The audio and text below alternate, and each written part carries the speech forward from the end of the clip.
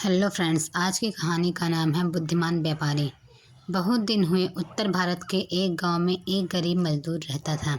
वह पहाड़ों और जंगलों के किनारे बसा हुआ था, इसलिए अक्सर जंगलों में रहने वाले डाकू रात के समय इस गांव पर धावा बोल देते थे। डाकुओं को गांव वालों के पास जो कुछ मिलता उसे वह छीन कर ले जाते थे। एक बार एक व्यापारी इस गांव में आया। रात हो चुकी थी, इसलिए उसने एक मजदूर के घर के दरवाजे पर दस्तक दी।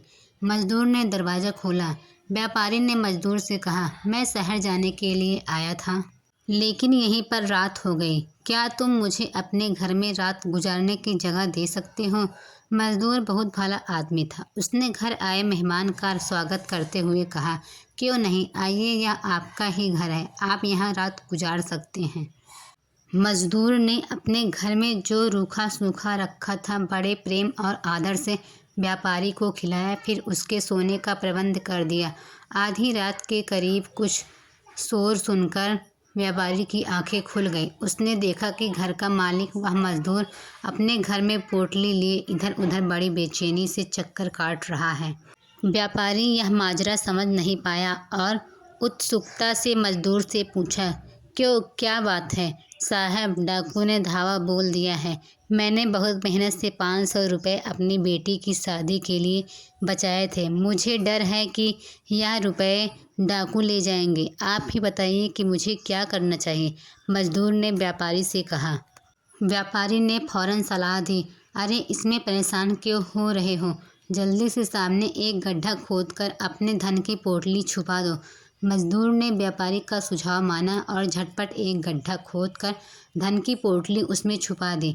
थोड़ी देर में 5-7 डाकुओं का एक दल मजदूर के घर में घुस गया। उसके सरदार ने कड़कती आवाज़ में पूछा, अपना सारा धन हमारे हवाले कर दो। मजदूर गिड़गिड़ाते हुए अपनी गरीबी बताने लगा। तो सरदार ने अपने आदमियों को हुक्म दिया कि वे लोग मजदूर के घर की तलाशी ले।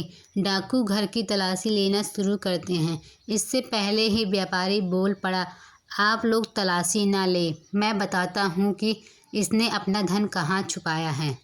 फिर व्यापारी ने सामने इशारा करते हुए कहा, आप लोग यहाँ खोदे।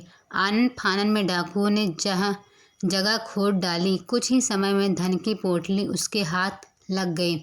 उन्होंने धन की पोटली ले ली और मजदूर को गालियाँ देते हुए चले गए। इधर यह सब देखकर मजदूर ने सोचा कि हो न हो यह व्यापारी भी डाकुओं का आदमी है, तभी तो इसने खुद मुझे धन गड्ढे में छुपाने की सलाह दी और उसी ने डाकुओं को धन का पता बता दिया। मजदूर ने जब देखा कि वह व्यापारी डाकुओं के साथ नहीं गया तो उसे आश्चर्य हुआ।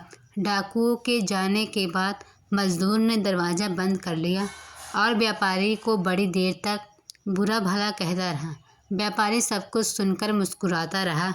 जब मजदूर का जी भर गया और वह खुद चुप हो गया, तब सहज स्वर में व्यापारी ने कहना शुरू किया, भाई, अब मेरी बात सुनो। दरअसल मैंने डाकुओं को तुम्हारे धन का पता बताकर तुम्हारे साथ अपने को भी भारी नुकसान से बचाया। जानते हो, अगर डाकू तुम्हारे घर की तलाशी लेते तो उनके हाथ मेरी वह पोटली भी लग जाती, जिसमें 2500 नकद और सोने के कुछ जेवर हैं।